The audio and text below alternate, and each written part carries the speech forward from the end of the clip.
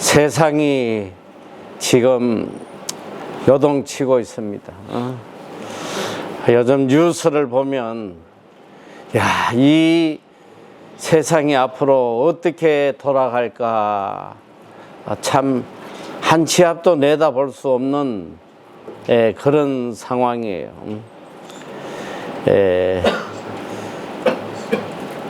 지금 전 세계의 가장 세계 선교의 중심지였던 이 미국이 어떤 나라예요? 자성과 구제, 섬김의 나라고, 또 이 민주주의의 본산이고, 또 모든 사람들이 그렇게 가보고 싶어하는 또 기회의 땅이고, 또 세계 정의를 실천하는 세계의 경찰 나라였습니다. 이 하나님의 나라, 이 청교도 정신으로 세워진 하나님으로부터 축복받은 이 미국이 지금 전 세계를 고통으로 몰아넣고 있잖아요. 이 트럼프가 대통령이 되고부터 트럼프가 주장하는 게 뭐예요? 아메리카 퍼스트. 아메리카 퍼스트. 이건 뭐냐? 미국이 최고가 돼야 되고, 미국이 잘 살아야 된다. 이게 다른 말로 하면 미국 다른 나라야 죽든 말든 미국만 잘 살면 된다. 이런 말이란 말이에요. 그래서 지금 전 세계에다가 높은 관세를 매겨가지고 관세 전쟁을 일으키고 또 지금 이민자들을 다 추방하고 또 불쌍한 노숙자들을 다 군대를 동원해서 쓸어내고 또 그동안 전 세계 어려운 국가들에게 원조하고 도와주던 모든 기금들을 다 중지시켜버리고 참 트럼프를 지지하는 사람도 많이 있겠지만 저는 트럼프를 지지하고 안 하고 그런 걸 떠나서 지금 행해지고 있는 이 모든 정책이 성경에 반하고 악의 길로 걸어가고 있다는 거예요. 이 악인의 특징이 뭐냐면 남도 죽이고 지도 죽는 거예요. 선한 사람의 특징은 남도 살리고 더불어 나도 살아가는.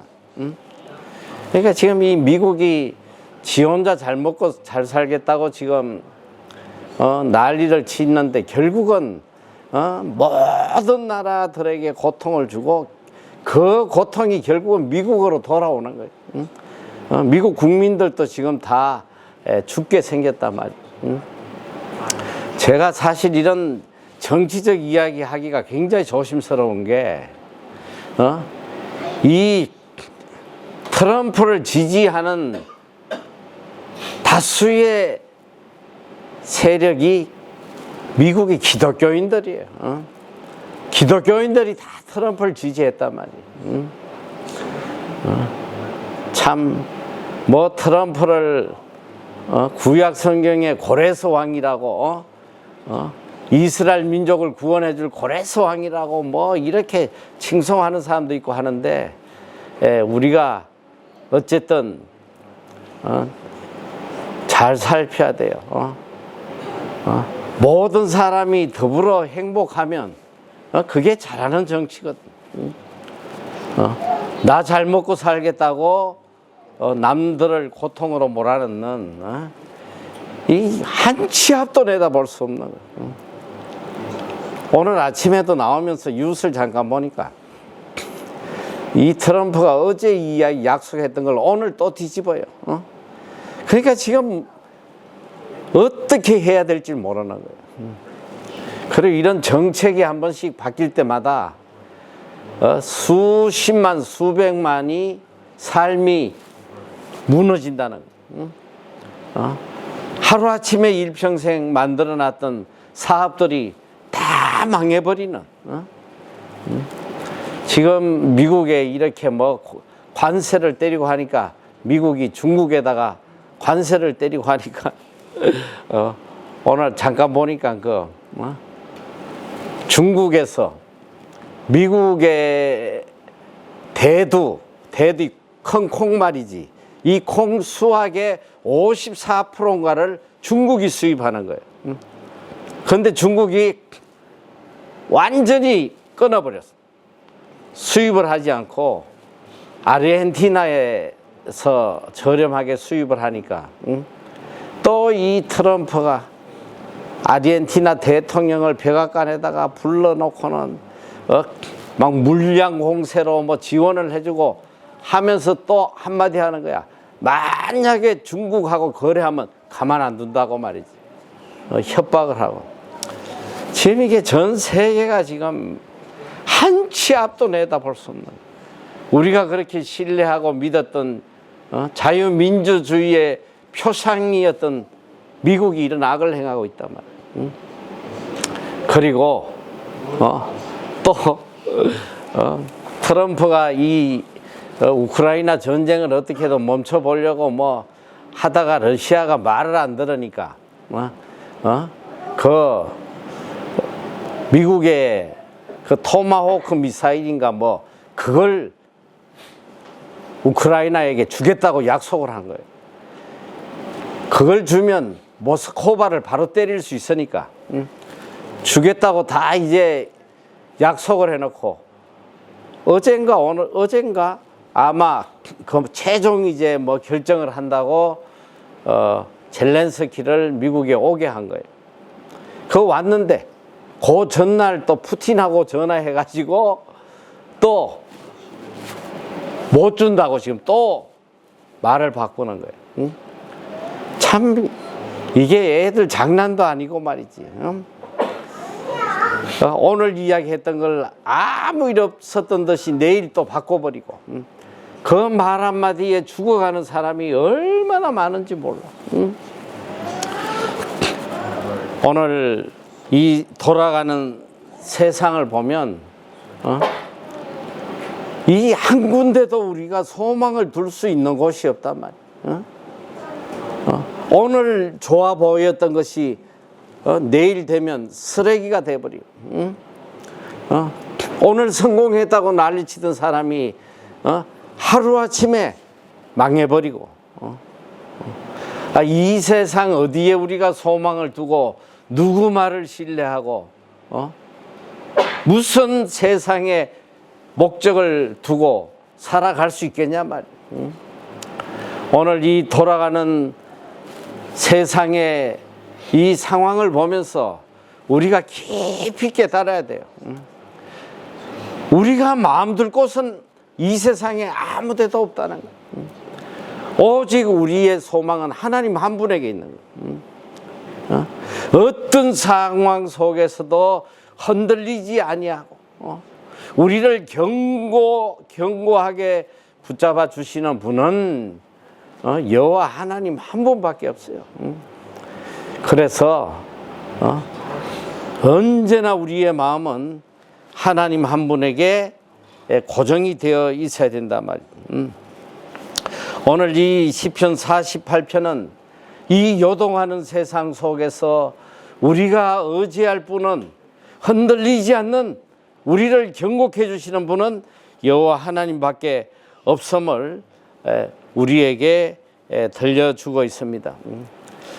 이 시편 48편의 내용은 많은 성경학자들이 이 글을 쓰게 된 배경을 바로 히스기야 14년에 일어났던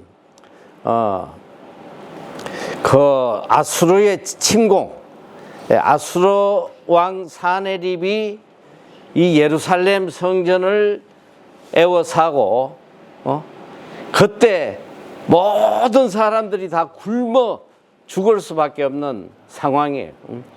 뭐 여러분도 내용을 너무 잘 알지만 이 왕이 옷을 찢고 모든 민족이 이제 뭐 다 굶어 죽게 됐으니까 굶어 죽는 거예요. 딴 게 아니라 뭐 굶어 죽어. 쳐들어오지 않아도 성을 에워싸 하고 있으면 굶어 죽는 거야.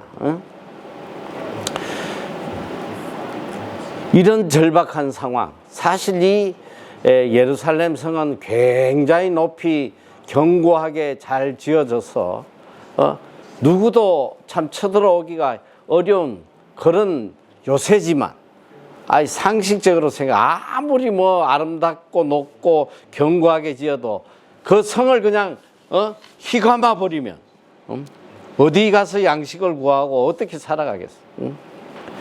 어쨌든 다 끝났다. 이제는 죽는 것밖에 길이 없다고 생각할 때에 하나님께서 이 히스기야가 하나님 앞에 금식하며 하나님께 기도하잖아요.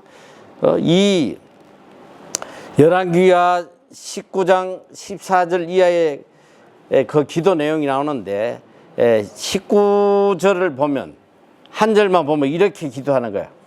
우리 하나님 여호와여 원하건대 이제 우리를 그의 손에서 구원하옵소서. 그리하시면 천하 만국이 주 여호와가 홀로 하나님이신 줄 알리다 하니라. 이 히스기야가 전심을 다해서 하나님께 기도하면서 하나님이 우리를 구원해 주셔야지만 천하 만국이 하나님 한 분만이 참 여호와이신 걸 알겠습니다. 간절하게 기도할 때에 하나님이 기적을 보여주시잖아.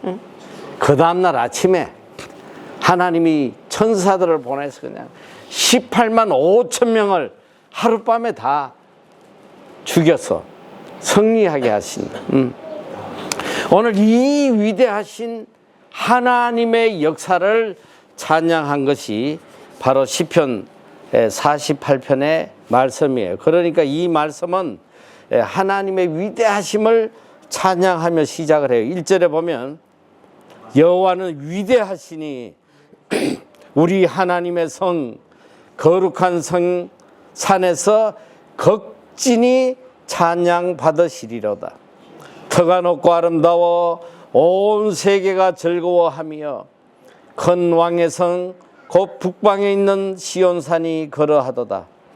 하나님이 이 그 여러 공중에서 자기를 요새로 알리셨도다. 자, 이 예루살렘 성의 아름다움을 찬양하고 이 성에서 역사하신 위대한 하나님을 지금 찬양하고 있는데 오늘 이 하나님의 성 하나님이 함께 하실 때에 오늘 이 찬양은 아름다운 예루살렘 성을 찬양하는 것이 아니고 그 성 안에서 그들을 지켜주신 하나님을 찬양하는 거. 그래서 이 성을 하나님의 성이라고 해요. 하나님의 성. 하나님이 임재하신 이 아름다운 예루살렘 성을 찬양하고 위대하신 성을 찬양하는 게 아니라 성 안에 있는 하나님을 찬양하고 위대하신 하나님께 영광을 돌리는 바로 그런 내용입니다. 오늘 우리가 참 이 불확실한 사회, 한 치 앞도 내다볼 수 없는 이런 위험한 세상을 살아가고 있는데 오늘 이 말씀을 통해서 과연 내 인생의 안전한 곳이 어디냐? 내가 이 땅에 살아가는 동안 내가 소망을 둘 수 있는 안전한 곳이 어디냐? 그걸 오늘 마음속에 분명히 새겨야 돼요. 내가 열심히 일해서 좋은 직장을 가지면 그것이 나를 안전하게 지켜준다. 이런 어떤 생각을 버려야 된단 말이에요. 내가 돈을 많이 벌어가지고 풍요한 삶을 누리면 그것이 나의 안전한 곳이 된다. 그런 어리석은 생각을 버리란 말이에요. 이 세상에 안전한 곳은 아무것도 없는 거예요. 우리가 소망을 가질 수 있는 것은 오직 하나님이 계신 곳이, 하나님이 계신 곳, 이 하나님의 성 안에 거하는 것, 이것이 우리의 소망이고 우리의 안전을 보장해 주는 것. 하나님의 성 안에 거한다는 게 뭐예요? 내가 하나님 안에 거하는 거예요. 철저하게 하나님 안에 거할 때에 그것이 가장 안전하고 복된 곳이라는 것을 가슴에 새겨야 돼요. 자, 여기 오늘 말씀 보니까 8절에 보니까 우리가 들은 대로 만군의 여호와의 성 우리 하나님의 성에서 보았나니 하나님이 이를 영원히 견고하게 하시리라. 영원히 견고하게 하신다. 우리의 삶이 흔들리지 아니하고 영원히 견고하게 살아갈 수 있는 유일한 길이 뭐냐? 하나님의 성 안에 있는, 하나님의 성 안에, 하나님 안에 거할 때에 우리의 일생이 흔들림 없이 견고하게 살아갈 수 있다는 걸 알아야 됩니다. 자, 하나님의 성 안에 있을 때에 어떤 역사가 일어나느냐? 이거 참 놀라운 말씀 아니에요. 자, 시편 48편 4절에서 5절 말씀 보면 왕들이 모여서 함께 지나갔으며 그들이 보고 놀라고 두려워 빨리 지나갔도다. 자, 왕들이 모였어. 한 왕이 아니고 왕들이 모였다는 여러 나라가 연합한 거야. 많은 나라들이 연합해가지고 어떻게든 이 예루살렘 성을 그냥 파괴시키려고 모여가지고, 야, 우리가 이렇게 연합했으니까 이까지 예루살렘 성 하나 무너뜨린 건 문제도 아니다 하고 왔는데, 와서 보니까 함께 그냥 지나가 버렸다. 성에 와서 보자마자 그냥 놀라 자빠진 거예요. 여기 보니까 그들이 보는 순간, 이 성을 보는 순간 그냥 놀라가지고 두려워가지고 다 도망가 버렸다는 거 아니에요. 여기서 왕들이라는 건 뭐냐? 오늘 우리 인생에게 다가오는 수많은 공격과 절망과 좌절과 공포의 순간들이에요. 오늘 우리가 이 세상 살아가면 얼마나 많은 공격이 있는지 몰라. 내 인생이 무너뜨리려는 그런 공포의 순간들, 좌절의 순간들, 무너질 수밖에 없는 그런 수많은 어려운 일들이 우리에게 닥쳐오지만 우리가 하나님 안에 거할 때 그 많은 절망적인 순간들이 흔적도 없이 그냥 사라지는 거예요. 여기 보면 오늘 이 말씀이 우리에게 들려주는 귀한 메시지가 뭐냐? 우리 삶의 어려움과 이런 고통스러운 순간들이 찾아올 때에 스스로 그 문제를 해결하고 그것을 이겨보려는 그런 삶이 아니라 이 왕들이 연합하여 올 때 이스라엘 민족이 그들과 함께 싸우려고 한 게 아니에요. 오직 그들은 하나님 안에 거했다는 거예요. 그들이 믿고 의지했던 분은 오직 하나님 한 분밖에 없는 거예요. 하나님께 매달린 거예요. 오늘 우리 삶에 이런 왕들, 이런 나를 무너뜨리려는 이런 수많은 것들이 나를 찾아올 때에 오늘 우리가 할 일은 뭐냐? 절대적으로 하나님 안에 거하고 하나님께 매달리는 것이다. 그리고 오늘 우리 인생이 승리할 수 있는 유일한 길이 뭐냐? 싸워서 이겨서 승리하는 게 아니라 하나님이 함께 하심으로 우리는 평안을 누리고 살아가는 자들이에요. 하나님과 함께 함으로, 하나님이 나와 함께 함으로 우리 삶이 비로소 안전하게 살아갈 수 있다는 거예요. 보호받는 거예요. 내가 보호받을 수 있는 유일한 길이 하나님과 함께 하는 길이다. 그리고 오늘 우리가 이 수많은 영적 싸움 속에서 이걸 이기고 승리할 수 있는 유일한 길은 뭐냐? 딱 한 가지. 하나님께 가까이 가는 길. 나에게 이런 환난과 고통과 공격들이 올 때 한 걸음이라도 더 하나님께 가까이 다가가야 돼. 이것이 내 삶이 안정되고 승리하고 살아가는 길이라는 것. 오늘 하나님의 보호하심이 얼마나 위대하신지 여기 시편 48편 5절에 보니까 그들이 보고, 그들이 뭐예요? 왕들이, 이 연합군이 지금으로 말하면 우리를 공격하여 무너뜨리고 우리를 멸망케 하는 수많은 환경과 여러 가지 상황들이 어떻게 됐냐? 이 왕들이 보고 놀라고 두려워 빨리 지나갔다. 흔적도 없이 사라졌어. 뭘 봤냐? 이 성을 무너뜨리려고 왔다가 딱 보는 순간 하나님의 임재를 본 거예요. 하나님이 이 성과 함께 하신다는 것, 그걸 보는 순간 아주 그냥 혼비백산해서 다 도망가 버리는 거란 말이에요.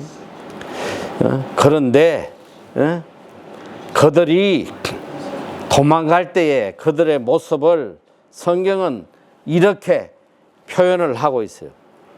자, 48편 6절 보니까 거기서 떨림이 그들을 사로잡으니 얼마나 떨렸으면 이 두려움으로 그냥 사로잡힌 거야. 두려움에 사로잡혀서 어떻게 했냐? 그들의 고통이 해산하는 여인의 고통과 같다.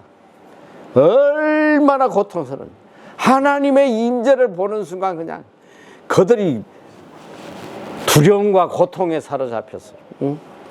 또 보니까 7절에 보니까 주께서 동풍으로 다시스의 배를 깨뜨리시도다.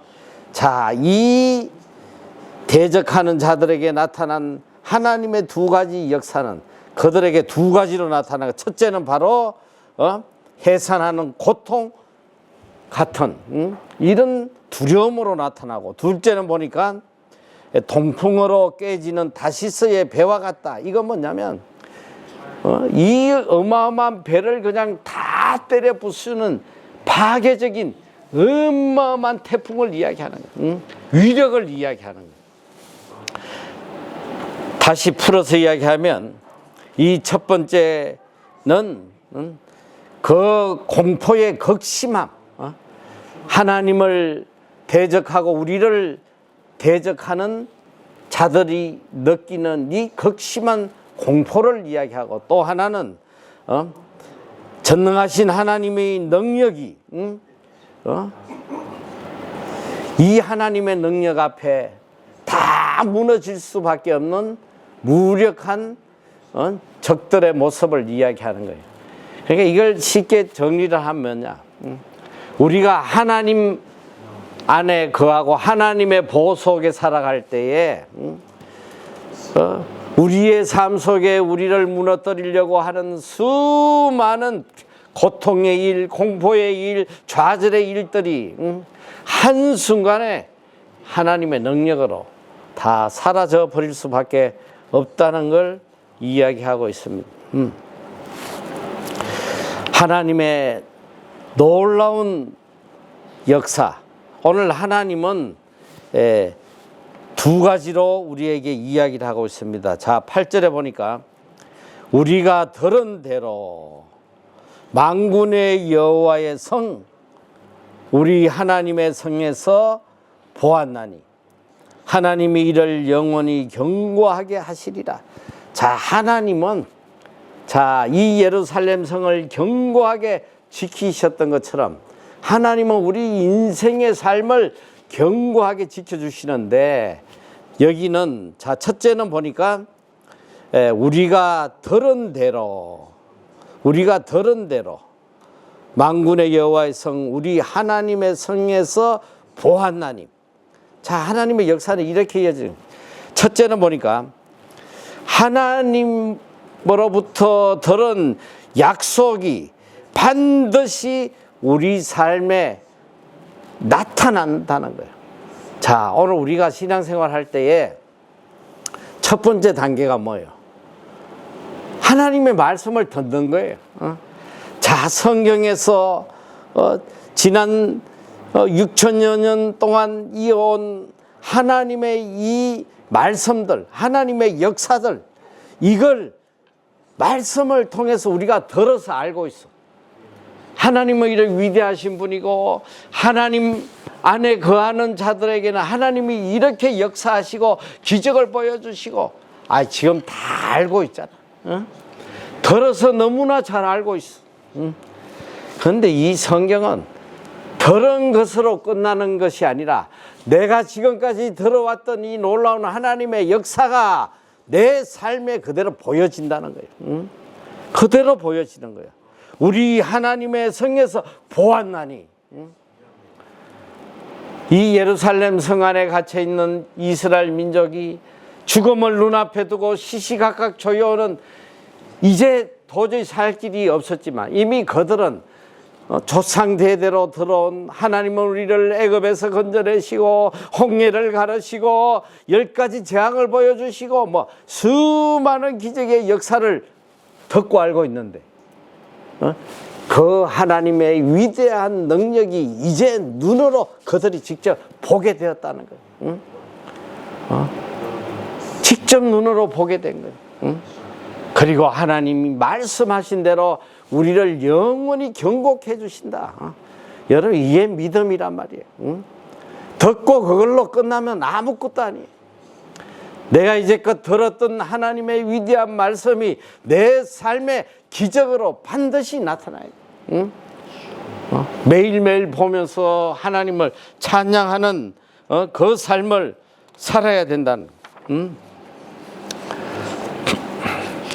자, 그리고 또 9절 말씀.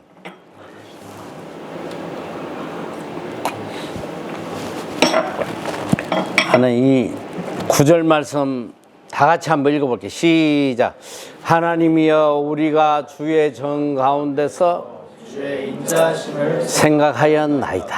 자, 하나님의 이런 기적의 역사를 체험하고 그들은 이 예루살렘 성에서 하나님의 인자하심을 생각했다. 하나님의 사랑을 생각한 거야. 지금까지 우리에게 역사해 오셨던 하나님의 그 놀라운 은혜에 대해서 생각을 하게 되는 거예요.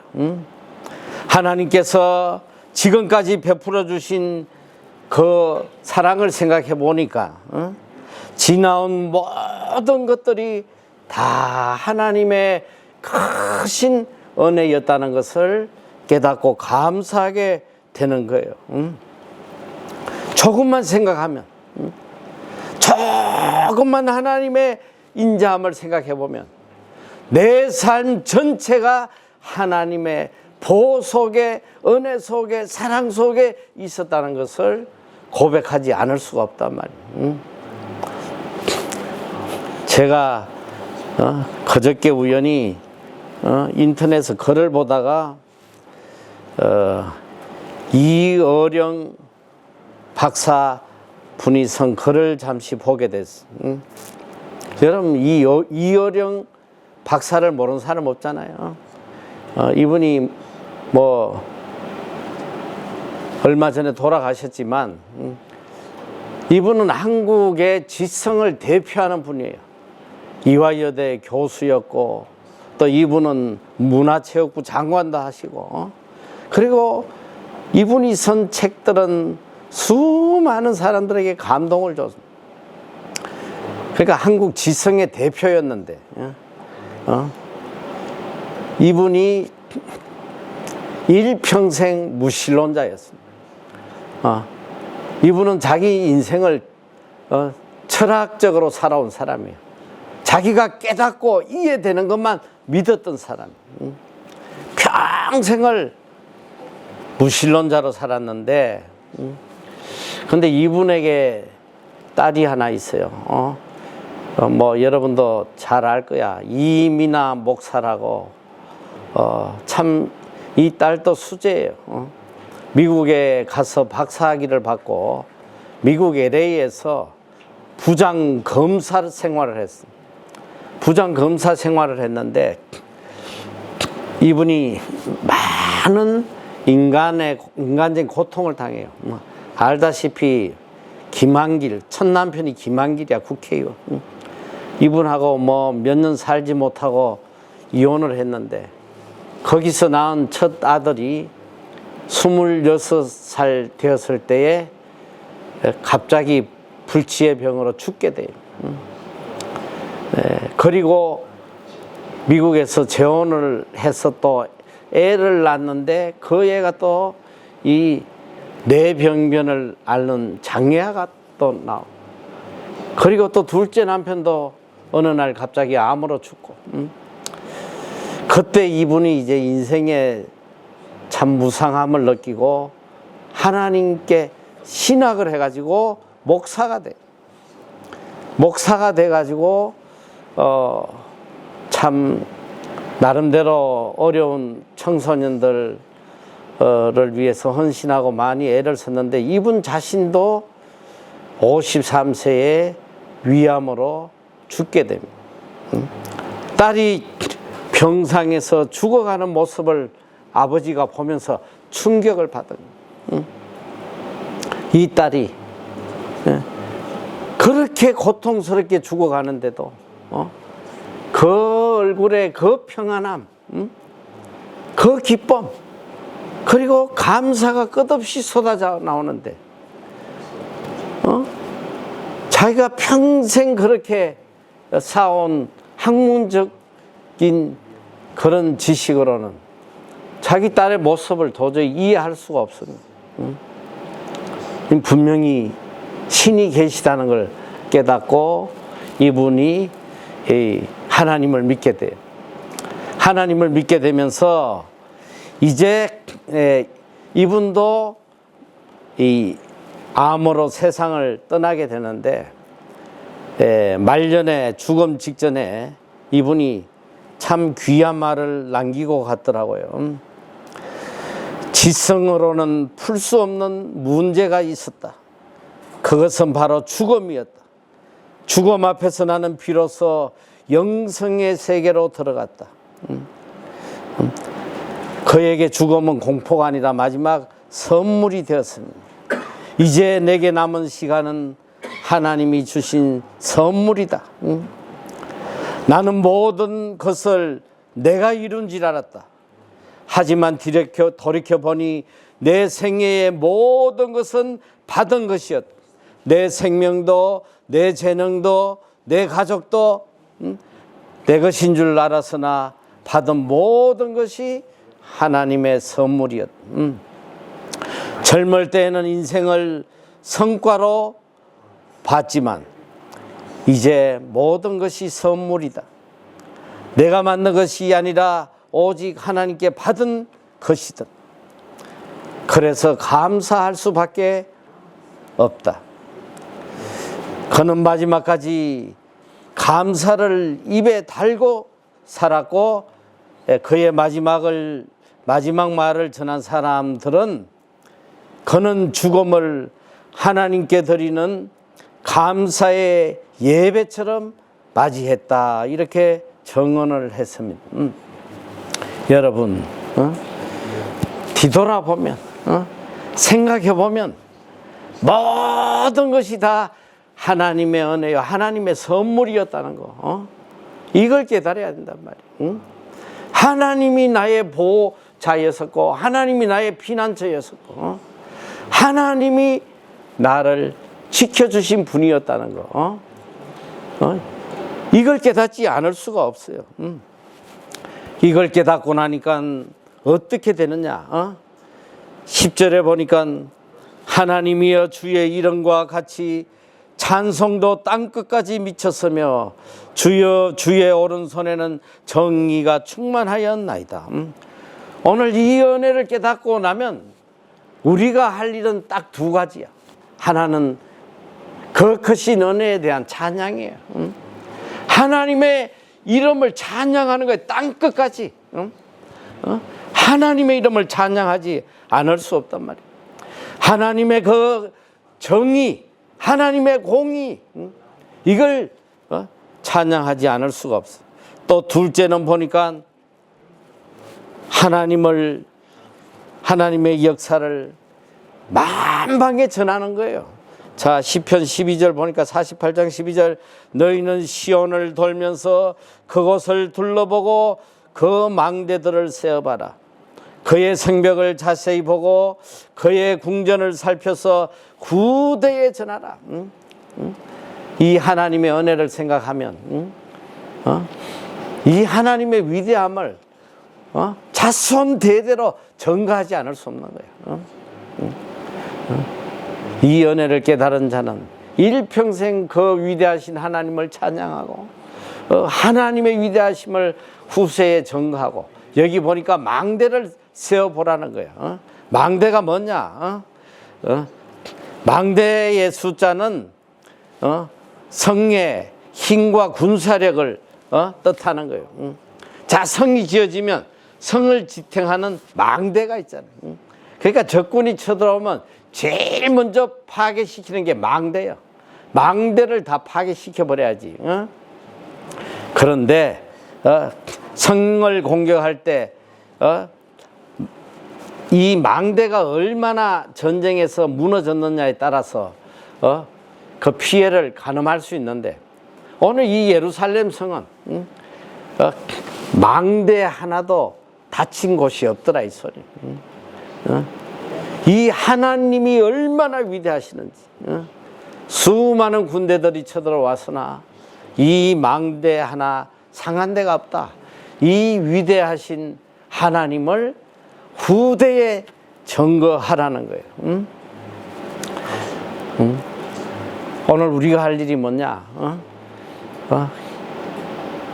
지금까지 살아온 내 인생의 삶 속에 하나님이 베풀어 주신 그 위대하신 사랑과 은혜, 하나님의 보호하심, 이걸 찬양. 입만 열면 하나님을 찬양. 하나님이 얼마나 위대하신 분인지 이것도 입만 열면 후대에 전가하는 삶을 살아야 돼.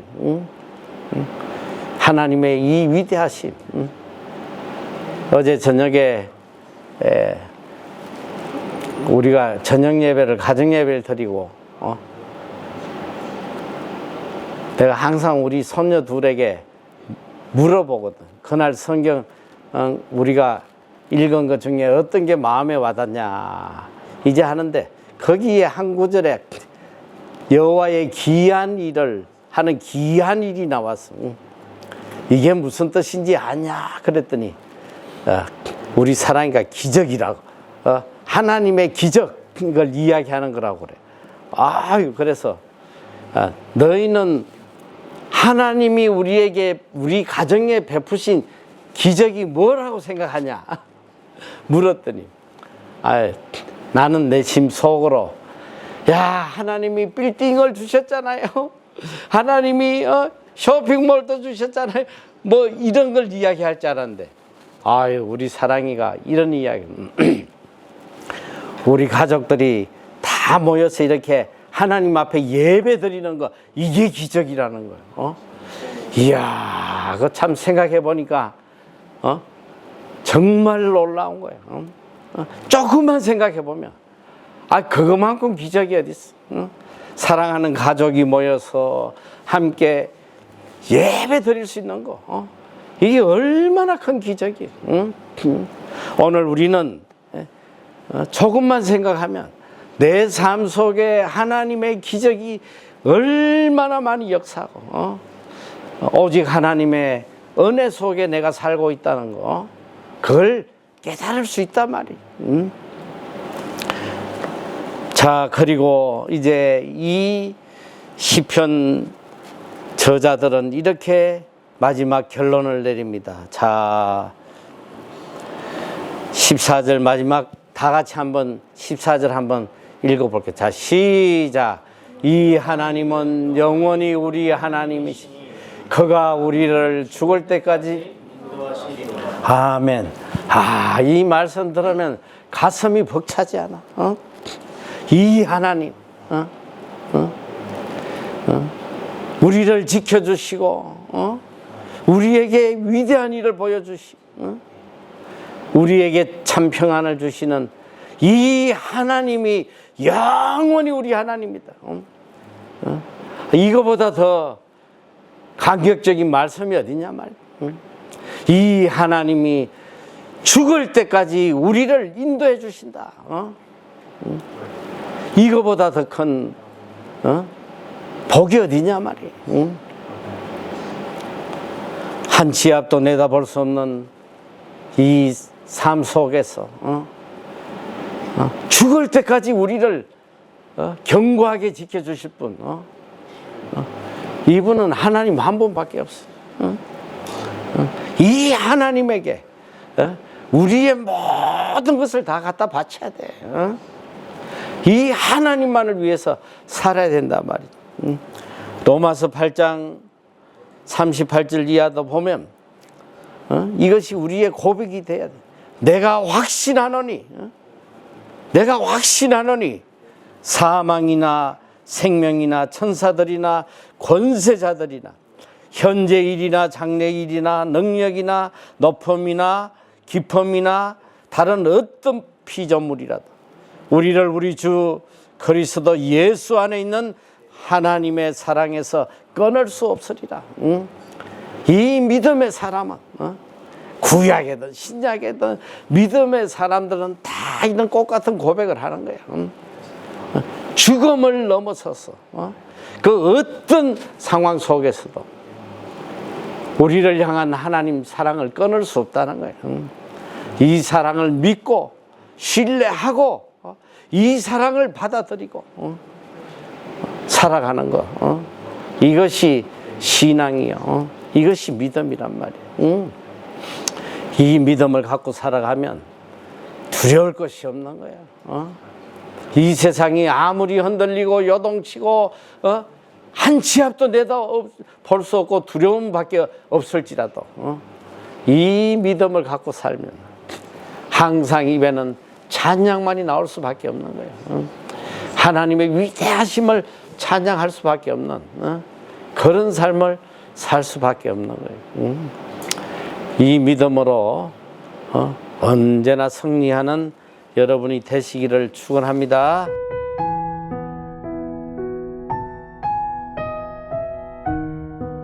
우리 인간들 중에 죄 없는 사람이 있어요, 없어요?